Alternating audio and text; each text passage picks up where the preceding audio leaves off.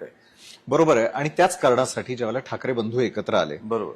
परिवाराला काय वाटतं हे तर अनेक वेळेला महाराष्ट्रानं पाहिलेलं आहे. Yes. मात्र अमितजी, एक युवा नेतृत्व म्हणून, कारण पुढच्या काळामध्ये 2029ला जेनझी टार्गेट होणार, ही तर काळ्या दगडावरची रेघ आहे. हो. तुम्ही युवांचं प्रतिनिधित्व करता, तुम्हाला काय वाटतं महाराष्ट्रातल्या युवा जनतेला नेमकं काय अपेक्षित आहे आणि कुणाचं सरकार अपेक्षित आहे? केवळ मुंबई नव्हे, कोणाचं 29 महापालिका. कोणाचं सरकार अपेक्षित आहे हे मी नाही सांगू शकणार, पण माझी एवढीच इच्छा आहे कुठेतरी नेपाळच्या दिशेने नको जायला.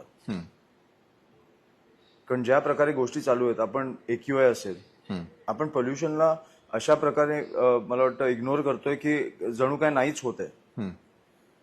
मला माहिती आहे की मुंबईमध्ये अशा सुसंस्कृत ठिकाणी मला वाटतं की पाण्याचा प्रश्न किंवा एवढ्या डेव्हलप ठिकाणी पाण्याचा प्रश्न अजून चालू आहे.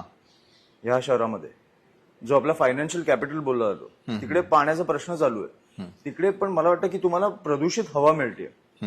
हवा ही काय लक्झरी नाहीये, हे तुम्हाला मिळालंच पाहिजे. हक्क आहे आपला तो. हक्क आहे आपला तो. बरं, प्रदूषित हवा मिळाल्यामुळे काय काय होऊ शकतं हे मला वाटत नाही लोकांना माहिती आहे. मग त्यांना वाटत असेल त्यांच्या लाईफस्टाईलमुळे त्यांना हार्ट अटॅक्स येत आहेत किंवा कॅन्सर होतोय किंवा ऍस्थमा होतोय, हे सगळं हवेमुळे होतं. बरं. हार्टचे स्ट्रोक्स किंवा तुम्हाला कॅन्सर ह्या सगळ्या गोष्टी हवेमुळे होतात. आणि आपले मला वाटतं की या जगात सगळ्यात तुम्ही पहिले 30 शहरं घेतली जी प्रदूषित आहेत, त्याच्यामधली मला वाटतं की पहिली 15 तर आपलीच आहेत. खरं. हे तुम्हाला डेटा सांगतोय. ही खूप भयानक परिस्थिती आहे.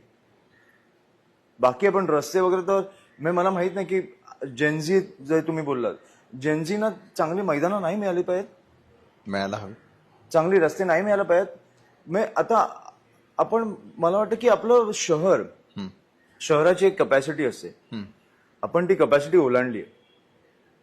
कुठेतरी ही जे बाहेरनं लोंढे येतात ते थांबवायला पाहिजे. हे आपण केलं नाही पाहिजे का? कुठून रिसोर्सेस तुम्ही तयार करणार आहात त्यांच्यासाठी? प्रत्येक शहराची मला वाटतं जनसंख्येप्रमाणे एक रस्त्याची एक पर्सेंटेज कपॅसिटी असं ठरलं जातं.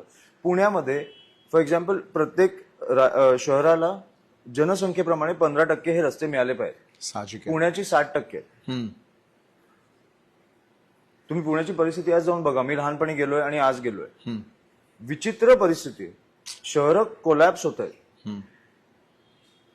हे मला वाटतं आपण कुठेतरी थांबवलं पाहिजे.